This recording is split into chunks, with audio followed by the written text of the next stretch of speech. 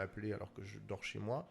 Quand il y a un infarctus, on a la nécessité d'habiter à moins de 15 minutes de l'hôpital. Ceux qui nous écoutent, de dire qu'il faut jamais banaliser une douleur thoracique, surtout quand on sort de chez le cardiologue et qu'il n'y a rien, ça nous arrivera, ça t'arrivera, ça m'arrivera. L'urgence, c'est d'aller réouvrir l'artère et nous, on essaie de gagner des minutes, donc ça joue vraiment à des minutes. C'est-à-dire que voilà, 10 minutes, ça compte. Vaut mieux appeler le SAMU pour rien que laisser passer un infarctus dans la nuit. C'est vrai que les infarctus, c'est très grave.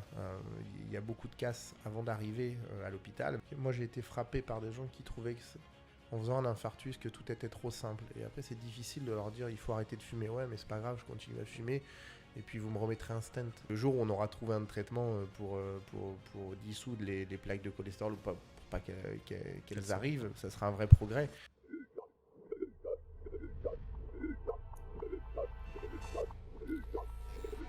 Drag Talks. Salut Thomas. Salut Yoann. Ça va ? Ça va et toi ? Ça va. Merci d'être là.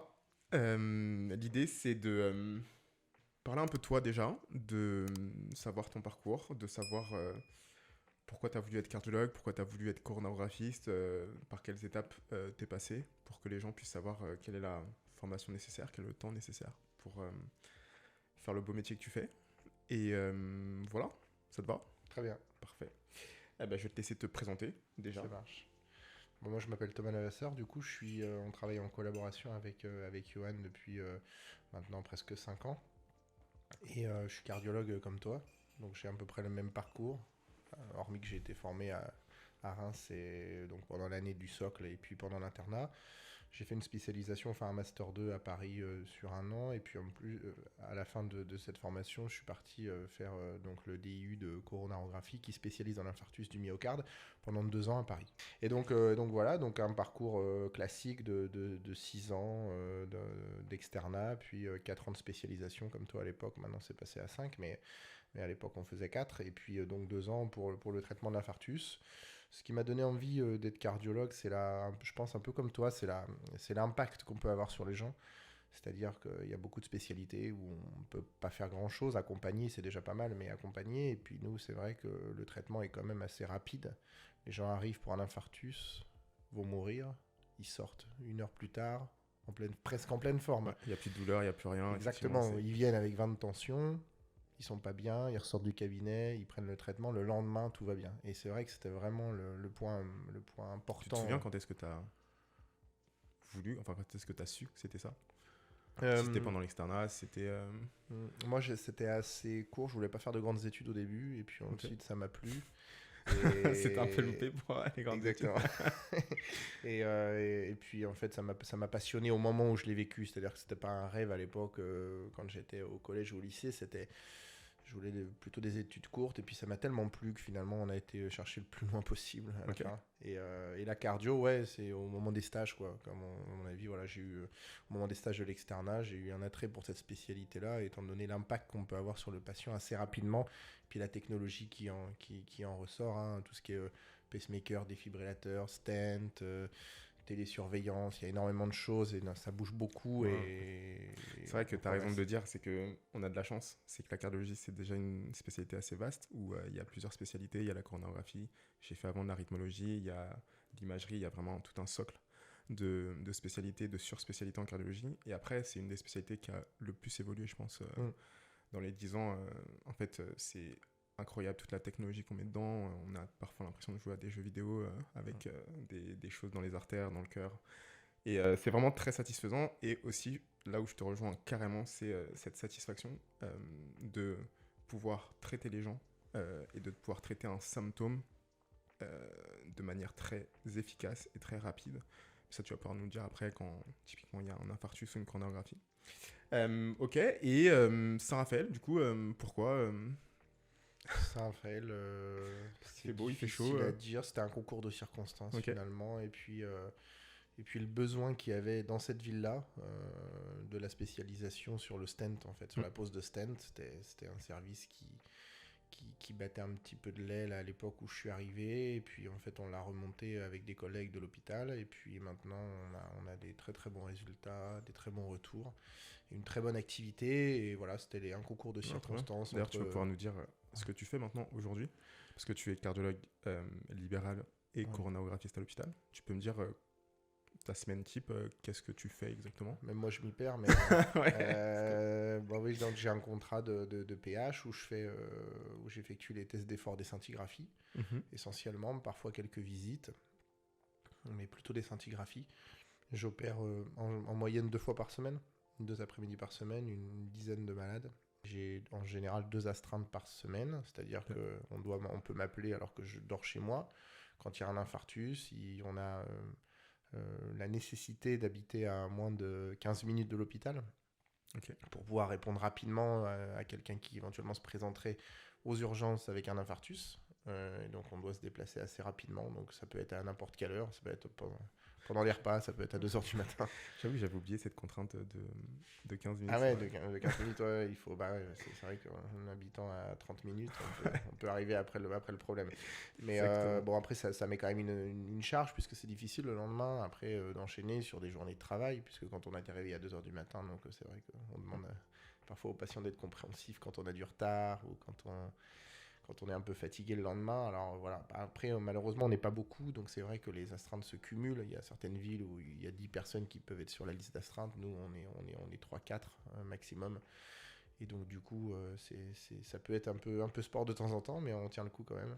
Ok, ouais, et du coup c'est bien que tu mettes l'accent sur ça, parce que pour que les gens comprennent qu'est-ce qui fait la différence entre les astreintes et les gardes, et justement ce repos de garde que tu n'as pas quand tu es d'astreinte. C'est ça, donc les gardes, c'est quand on est en général un peu plus jeune ou qu'on ne fait pas d'astreinte, donc on reste sur place à l'hôpital, on traite tous les patients qui viennent pour œdème pulmonaire, accès d'arythmie, petit infarctus qui n'est pas urgent, parce qu'il y a 2 types d'infarctus, il y a des infarctus qui peuvent attendre le lendemain d'être traités la journée, et puis il y a des infarctus vitaux qui doivent être traités le plus rapidement possible, dans les 30 minutes si on peut, si le patient a prévenu tôt, si le transport n'a pas été trop long, et puis si finalement on n'a pas de contrainte technique à aller poser un stent. Voilà. Mais l'astreinte, c'est uniquement réservé à ceux qui font de l'interventionnel, qui posent des stents. Et donc là, on est chez nous, mais on est réveillable et appelable finalement. Pour, je sais pas, ça doit être 5% des cas de cardio qui sont des urgences coronariennes. Donc voilà, on est vraiment appelé par le cardiologue qui est de garde pour aller poser le stent, puisqu'en fait, lui n'a pas cette spécialisation-là et ne peut pas poser les stents. Ouais, bien sûr. Donc du coup, effectivement, le diagnostic est déjà fait. L'infarctus est diagnostiqué, et à partir de ce moment-là, il y a tout un schéma en fait avec le SAMU, avec l'USIC, avec toi, le cardiologue d'astreinte, que tu vas pouvoir nous expliquer plus tard. Mais en fait, c'est quelque chose de bien huilé qui permet en fait d'arriver le plus rapidement possible sur place et de pouvoir traiter l'infarctus. Trop bien, félicitations. Et ouais, hyper important encore une fois, c'est vrai pour ceux qui nous écoutent, de dire qu'il faut jamais banaliser une douleur thoracique, surtout quand on sort de chez le cardiologue et qu'il n'y a rien. Ça nous arrivera, ça t'arrivera, ça m'arrivera, on espère le moins de fois possible, mais une douleur thoracique typique, irradiation dans la mâchoire, irradiation dans le bras gauche, une douleur thoracique doit faire appeler, parce qu'on voit trop souvent des gens qui vont tarder en pensant que ce n'est rien, et puis finalement toute la récupération se joue dans les premières heures. Et donc au-delà de ça, c'est vraiment de prévenir rapidement quand on est à risque. On a été identifié comme à risque quand on est passé dans nos cabinets. C'est-à-dire qu'il faut donner ce message-là. Il y a des gens à risque, des gens moins à risque. Et les gens à risque, dès qu'ils ont une douleur, un symptôme suspect, c'est la priorité à faire. Même si on a vu le cardiologue la semaine dernière, même si on a vu le cardiologue le mois dernier, même si on a vu le cardiologue la veille, il faut pas. Et si on y va et qu'il n'y a pas grand-chose, c'est pas grave. C'est-à-dire qu'on est habitué, et l'équipe du SAMU se déplace, va faire un électrocardiogramme. Pas grand-chose, pas de diagnostic posé, fausse alerte, mais c'est pas grave. Ouais, très bien, je suis archi d'accord avec toi. Vaut mieux appeler le SAMU pour rien que laisser passer un infarctus dans la nuit. Ça, je le dis assez souvent, exactement. Et du coup, pour que les gens comprennent, est-ce que tu peux nous expliquer en fait comment tu relis la douleur thoracique au diagnostic d'infarctus? Qu'est-ce qui se passe en fait dans l'artère pour mener à cet infarctus? Donc c'est une plaque de cholestérol, enfin une plaque d'athérome, comme on les appelle, qui ne sont pas forcément constituées que de cholestérol, puisqu'il y a des gens qui n'ont pas de cholestérol, qui ont d'autres facteurs de risque, comme l'hérédité, l'hypertension, le diabète, le tabac, bien sûr. Le tabac qui, par l'inflammation, va entraîner le développement des plaques d'athérome et la fixation donc, du coup, du gras qui est naturellement présent dans le sang au sein de la plaque. Et en fait, cette plaque-là, finalement, elle va se fissurer, elle va occlure, c'est-à-dire boucher complètement le vaisseau. Et une fois que le vaisseau est bouché, il y a une mort de cette partie du cœur. Heureusement, on a 3 artères. Donc, en général, quand on fait un infarctus, on a une douleur parce qu'on a environ un tiers ou 25% du cœur qui nécrose, c'est-à-dire qui meurt. Et là, on a quelques heures pour agir. C'est-à-dire que voilà, plus on y va rapidement, et meilleure sera la récupération. Tu le vois, c'est-à-dire que les gens qui ont tardé à venir, des fois, il y a des gens qui mettent 48 heures, 24 heures pour venir. D'ailleurs, à la fin, ils ont presque plus mal. Ils survivent à l'infarctus parce qu'on ne meurt pas toujours d'un infarctus, on peut y survivre. En revanche, voilà, donc il y a la douleur thoracique typique qui est expliquée par le fait que le cœur n'a plus d'alimentation en oxygène. Et puis ensuite, donc, quand tu l'as dit, l'équipe du SAMU se déplace à la maison, on va faire un électrocardiogramme qui va nous poser le diagnostic. On n'a pas de machine d'échographie, le SAMU n'en a pas. Et on a un électrocardiogramme assez classique, mais qui est très riche en informations, qui va nous dire... 12 lignes c'est ça, c'est les 12 lignes, le petit tracé. Exactement, le petit papier rose millimétré. Et c'est cet électro qui, en général, affirme le diagnostic. Ouais. Et trop bien. Et donc, du coup, quand il y a cette affirmation de diagnostic, qu'est-ce qui se passe? Alors, il y a deux solutions. Ouais, il y a deux solutions. Études d'astreinte. Ouais, alors, il y a une solution qui me concerne un peu moins. On peut faire quand les patients habitent loin, puisqu'on a une particularité, c'est que on a une très vaste région à couvrir, le centre de Fréjus. Et quand le patient est trop loin, en général au-delà de 90 minutes, on effectue ce qu'on appelle une thrombolyse, c'est-à-dire c'est comme du desktop au niveau des artères qui vont fragmenter le caillot parce que le malade est trop loin, et 90 minutes, tu vois, finalement ça ne se joue pas à grand-chose. Enfin, faut bien être au courant de ça. À 90 minutes, on a l'impression que c'est pas grand-chose, mais parfois quand les 90 minutes sont perdues parce que le malade ne l'a pas prévenu, ça peut vite mal tourner. Donc cette fameuse technique du desktop, entre guillemets, qui s'appelle la thrombolyse, va être utilisée quand le malade est trop loin, c'est-à-dire plus de 90 minutes.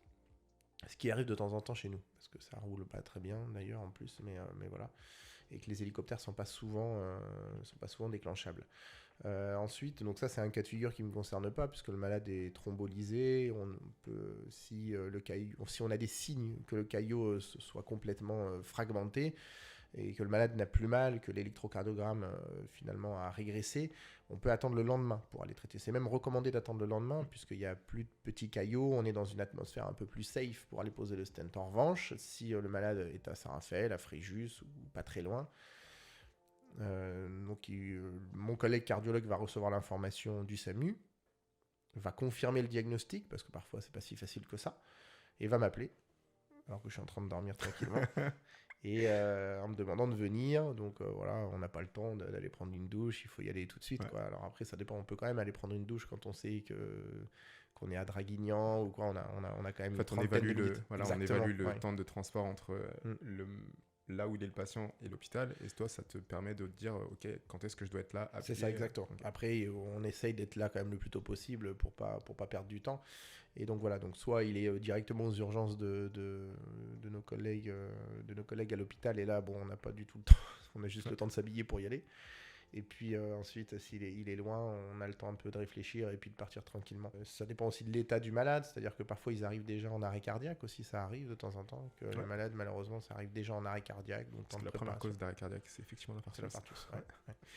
Et puis donc je viens, et puis on se dépêche, on essaie de faire tout assez rapidement, donc vous nous verrez parfois un peu stressé, on n'a pas le temps de tellement expliquer au début, puisque l'urgence c'est d'aller réouvrir l'artère, et nous on essaie de gagner des minutes, donc ça joue vraiment à des minutes, c'est-à-dire que voilà, 10 minutes ça compte. Si 10 minutes ça compte, il faut prévenir le plus tôt possible. Exactement. Archi d'accord. Et du coup, quand on continue sur cette lancée, toi du coup maintenant tu es réveillé, tu vas à l'hôpital. Qu'est-ce qui se passe en fait? Quelle est ton équipe? Quelle est l'ambiance? On va parler d'un patient qui n'est pas en arrêt, donc du coup qui a un infarctus et qui a la douleur d'un poitrine. Quelles sont les choses huilées? Parce que du coup c'est vraiment un travail d'équipe. Toi tu es effectivement le cardiologue qui pose le stent, mais tu pourrais rien faire sans ta collègue infirmière ou aide-soignante qui est là à l'hôpital. Tu peux nous expliquer un peu ce qui se passe? En fait, quand on est d'astreinte, on a aussi 2 infirmières, pas d'aides-soignantes, mais 2 infirmières qui ont qui sont d'astreinte également. Donc on est 3 à être d'astreinte. Tout le monde est prévenu en même temps par le standard. Le cardiologue, quand il a l'appel et qu'il a le diagnostic, il va contacter le standard qui va nous appeler tous les 3. Il y a une étape de préparation d'environ 15 minutes pour que les infirmières mettent en place la salle. Me mettre tout en bonne condition, la taille des gants, tous les produits qu'on va pouvoir utiliser. Et le malade arrive avec une douleur thoracique d'ailleurs, du coup. Alors tout le monde est un peu... on rigole pas trop quand c'est comme ça, donc on essaye d'aller vite. C'est ce que je disais, on n'a pas tellement le temps, on devrait peut-être, mais un peu plus expliquer au moment. On essaie d'expliquer les étapes, mais assez succinctement pour pas perdre de temps. C'est pas parce qu'on n'a pas envie de parler, c'est simplement qu'on veut gagner du temps. Et puis alors après, il va falloir donc repérer quelle artère est responsable du tableau. En général, on a des petites idées vis-à-vis de l'électrocardiogramme qu'on a réalisé. Et ensuite, donc, passer un guide, ce qu'on appelle, c'est un petit fil, comme un petit fil de fer, presque pas microscopique, mais millimétrique, qui va passer à travers le caillot. On perfore le caillot. La table d'avant, c'est effectivement perfuser le poignet. Enfin, poser le cathéter. Ouais. Il faut passer. Pour que les gens comprennent. Nous, on passe en fait un cathéter au niveau du poignet, bien sûr, parce qu'on peut pas passer comme donc, ça. Du coup, en fait, l'idée, c'est vraiment d'avoir une voie artérielle, parce que du coup, c'est les artères du cœur qui sont responsables. Et donc, du coup, ça, tu le fais machinalement. Enfin, c'est ce que tu fais 2 fois par semaine et tout. Et donc, du coup, tu mets un cathéter au niveau de l'artère du poignet. Tu montes effectivement ce guide. C'est ça. Je monte un guide pour déjà faire donc l'étape de coronarographie. Ouais. Alors parfois, quand on sait quelle artère semble toucher, on va directement aller droit au but, c'est-à-dire qu'il y a 2 artères, donc il y a une coronaire gauche et il y a 3 artères, mais il y en a 2 à gauche et une à droite. Quand on sait qu'on a objectivé, par exemple, un infarctus inférieur, on sait qu'en général c'est la coronaire droite, donc directement on va pas voir la gauche avant, c'est-à-dire qu'on va gagner encore des précieuses minutes, on va directement voir la coronaire droite, et là c'est à ce moment-là, quand on parlait du petit fil de fer, du petit guide, qui va nous permettre, via le poignet, droit ou gauche, peu importe, d'aller traverser l'occlusion. Et ensuite, après, on va avoir plusieurs techniques en fonction de la récupération. Soit en passant le caillot, tout se fragmente, et donc en général, le malade n'a plus mal, et l'artère reperfuse. Et dans ce cas-là, on peut directement aller passer un stent. C'est toute la difficulté quand l'artère est complètement bouchée, et c'est là l'impact de la prévention et d'aller faire les coronarographies avant l'infarctus, c'est que c'est un peu plus dur d'aller déboucher une artère qui est bouchée. On n'a pas le visuel en distalité, donc on est toujours un petit peu dans l'hypothèse qu'on est dans la bonne artère, mais c'est pas forcément affirmé. Donc en général, dans 80% des cas, tout se passe bien, voire 95 ou 80, même plus maintenant. C'est vrai que les infarctus, c'est très grave. Il y a beaucoup de casses avant d'arriver à l'hôpital, mais en règle générale, quand ils arrivent dans le service, c'est devenu très rare de perdre un malade d'un infarctus quand il est déjà arrivé dans notre service et qu'on l'opère en fait.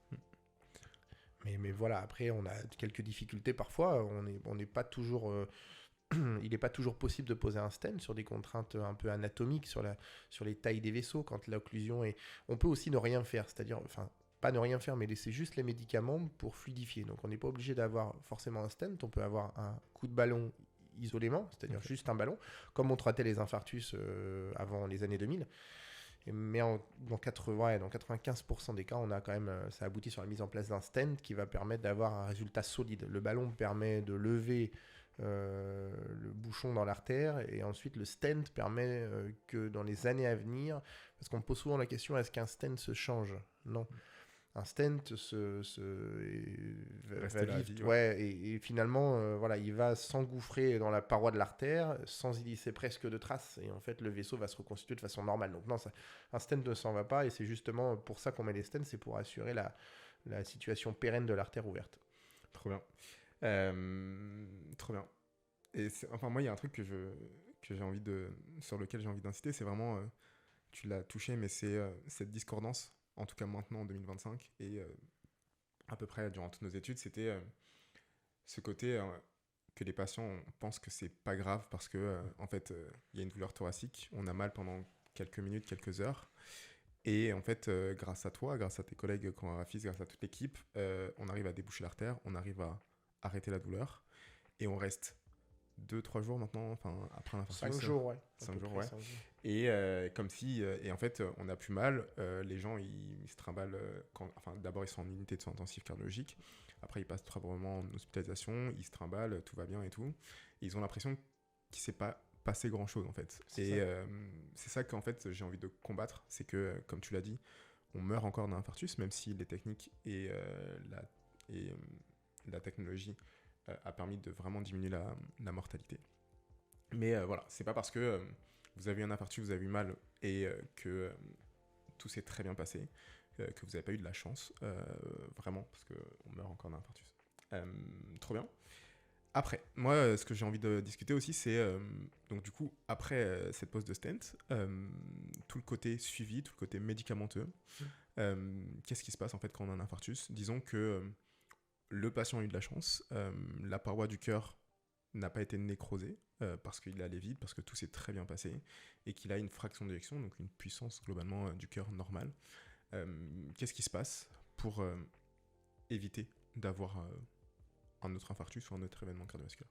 Comme tu le sais, il faut combattre tous les autres facteurs de risque, donc essentiellement arrêter le tabac, tu l'as dit tout à l'heure, mais moi j'ai été frappé par des gens qui trouvaient que en faisant un infarctus que tout était trop simple, et après c'est difficile de leur dire il faut arrêter de fumer, ouais mais c'est pas grave, je continue à fumer, et puis vous me remettrez un stent, et c'est ça. Quand on a la chance d'arriver à l'hôpital, mais je veux dire, quand les gens arrivent en arrêt cardiaque, la récupération sur un arrêt cardiaque, elle est à peine quand l'équipe a massé tout de suite, parce que c'est très variable. Est-ce que le conjoint sait faire un massage cardiaque ? Est-ce que oui ou non ? Et c'est l'importance aussi de former aussi les gens, les aidants qu'on voit en consultation, comme tu le fais avec ton association. De former les gens à faire des massages cardiaques, parce que c'est hyper dépendant de ça. Est-ce que le malade va survivre en fait ? Finalement, ça joue au temps, ça joue à l'entourage. Est-ce que l'entourage est formé au massage cardiaque ? Et moi, ce qui me vient en tête en premier, donc c'est ça, c'est qu'en fait, il faut combattre tous les facteurs de risque cardiovasculaire. Ça vaut à égalité avec les traitements qu'on utilise. Et alors, les gens sont un peu choqués au début quand ils sortent de notre service en disant mais j'ai une liste de médicaments, j'ai 12 médicaments à prendre, alors que j'avais rien avant. Essentiellement, c'est parce qu'il y a eu un retard, parce que souvent, quand on met 12 médicaments, c'est qu'il y a eu un diabète qui n'a pas été dépisté, c'est parce que les gens ne vont pas consulter leur généraliste, ils ne font pas de prise de sang régulièrement, donc ça, c'est hyper important aussi. Avant d'arriver chez le cardiologue, il faut aller voir son généraliste, qui nous donne un bilan sanguin à faire banal, et puis s'il y a des facteurs de risque, on passe directement chez le cardiologue pour dépister ça avant que ça n'arrive. Et donc ils sortent avec une panoplie de traitements, et notamment des traitements qui fluidifient, c'est-à-dire des fluidifiants qu'on appelle des anti-agrégants plaquettaires. En général, il y en a 2.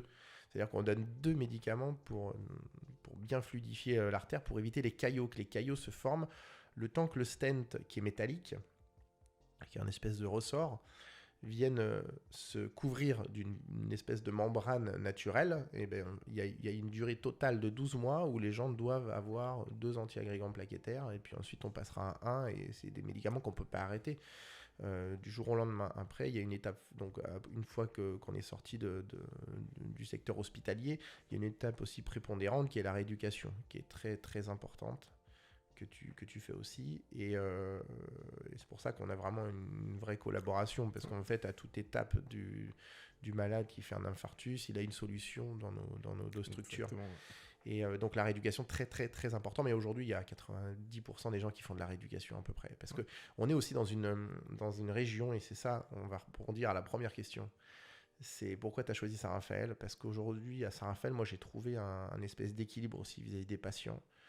C'est lié au niveau socio-économique, bien sûr. Mais les gens nous écoutent. Je ne sais pas ce que tu en penses, toi, par rapport à Paris. Moi, après, j'avais pas le même métier.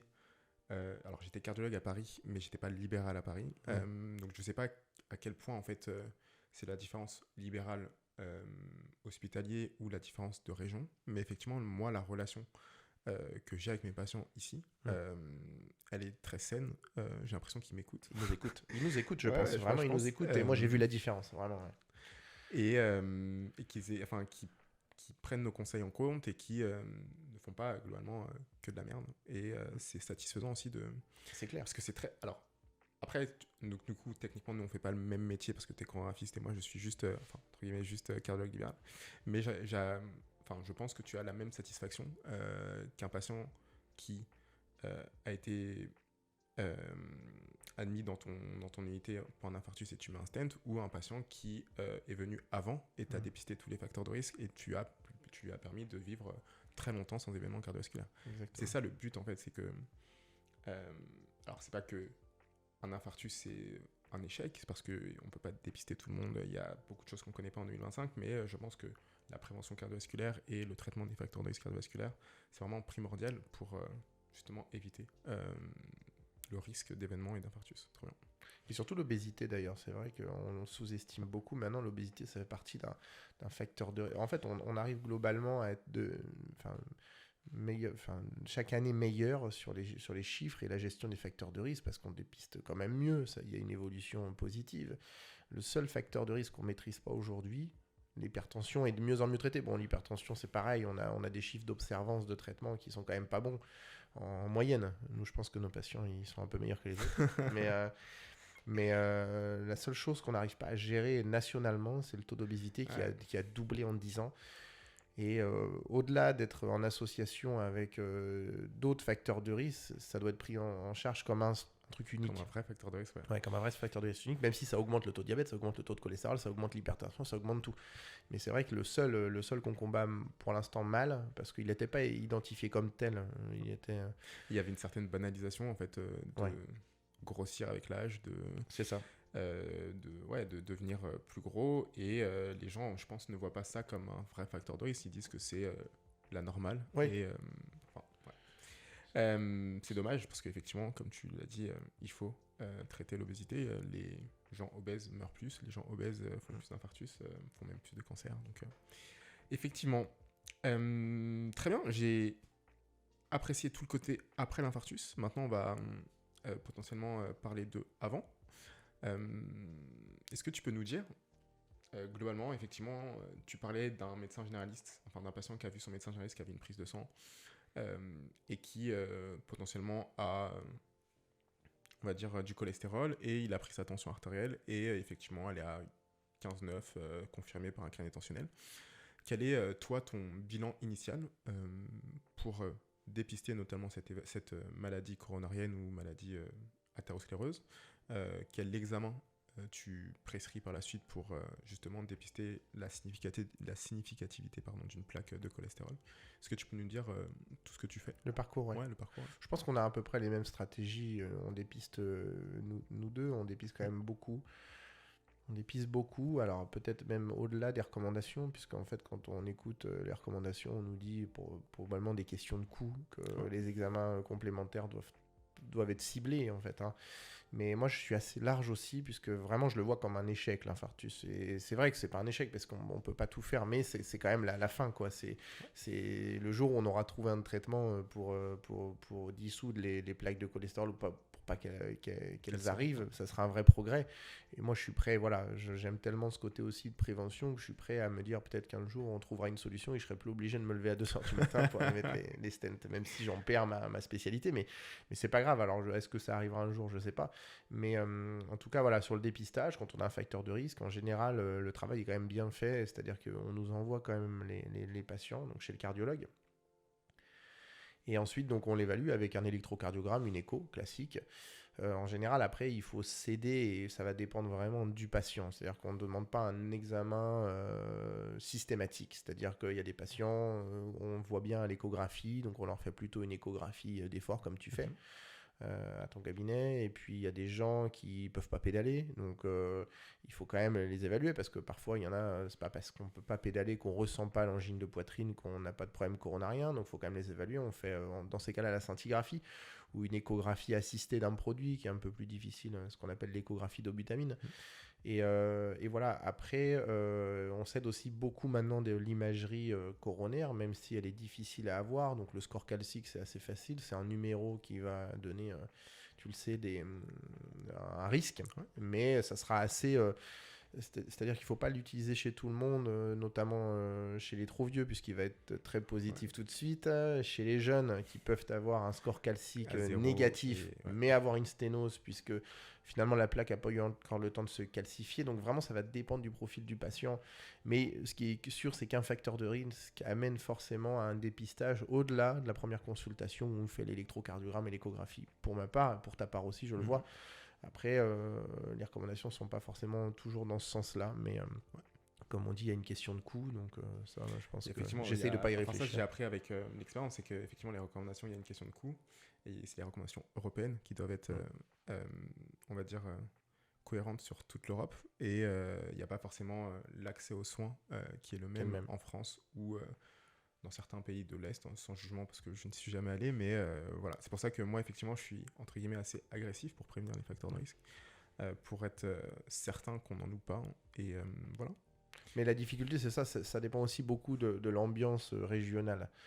C'est-à-dire qu'il y a des examens qui sont performants, comme le coroscanner, mais qu'on a énormément de mal à avoir, qui en général aggravent un peu le diagnostic. Hein. C'est-à-dire qu'on y va en étant catastrophé, et puis finalement, c'est pas si... on surévalue ça surévalue un petit peu.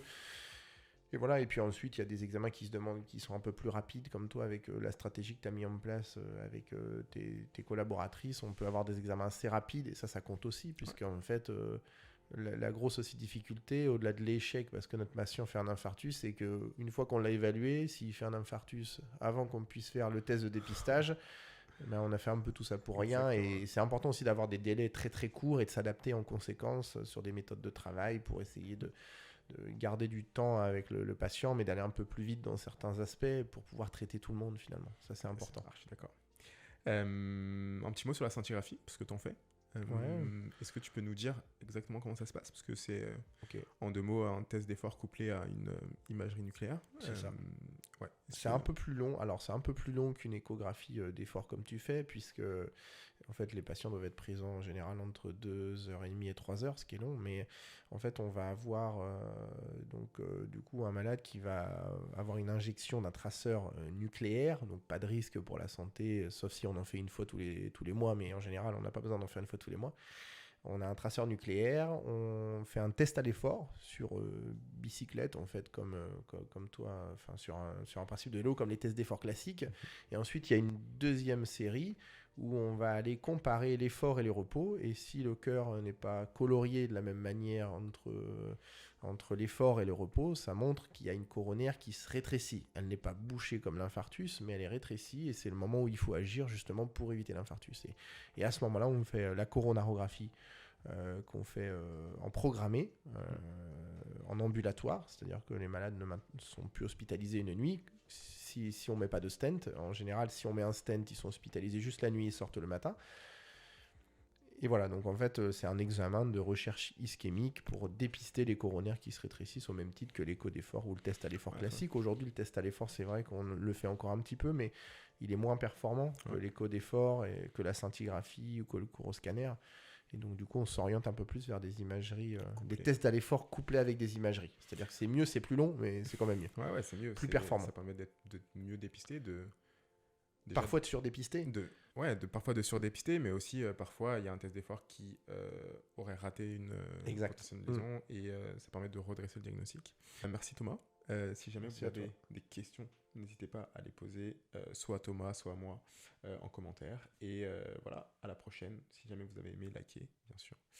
Et l'idée, c'est de faire ça avec plusieurs professionnels de santé, de refaire ça avec Thomas si jamais il y a des choses qu'on n'a pas dites. Et pour toujours essayer d'apprendre sur la médecine, sur la santé, de faire de la prévention surtout. Et si jamais on arriverait à qu'une personne ne fasse pas un infarctus grâce à cette discussion, on va gagner. Salut tout le monde!